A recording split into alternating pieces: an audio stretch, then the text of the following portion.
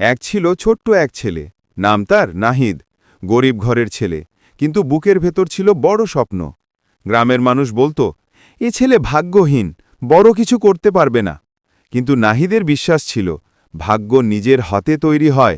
প্রতিদিন ভোরে সে নদীর পাড়ে বসে জাল বুনত, আর আকাশের দিকে তাকিয়ে বলতো, একদিন আমারও সময় আসবে।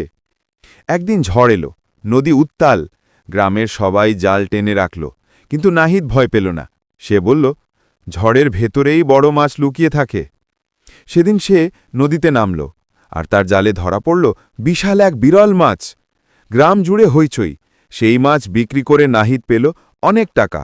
তারপর সেই টাকা দিয়ে সে নিজের ছোট ব্যবসা শুরু করল। ধীরে ধীরে ব্যবসা বড় হল।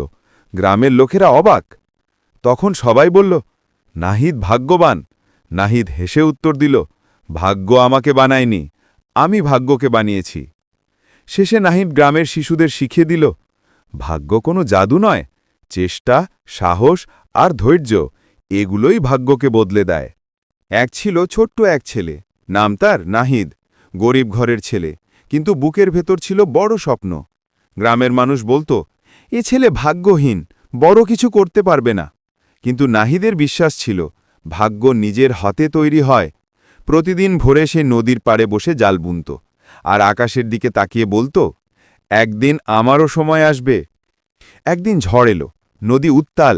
গ্রামের সবাই জাল টেনে রাখল, কিন্তু নাহিদ ভয় পেল না। সে বলল, ঝড়ের ভেতরেই বড় মাছ লুকিয়ে থাকে। সেদিন সে নদীতে নামল, আর তার জালে ধরা পড়ল বিশাল এক বিরল মাছ। গ্রাম জুড়ে হইচই। সেই মাছ বিক্রি করে নাহিদ পেল অনেক টাকা। তারপর সেই টাকা দিয়ে সে নিজের ছোট ব্যবসা শুরু করল।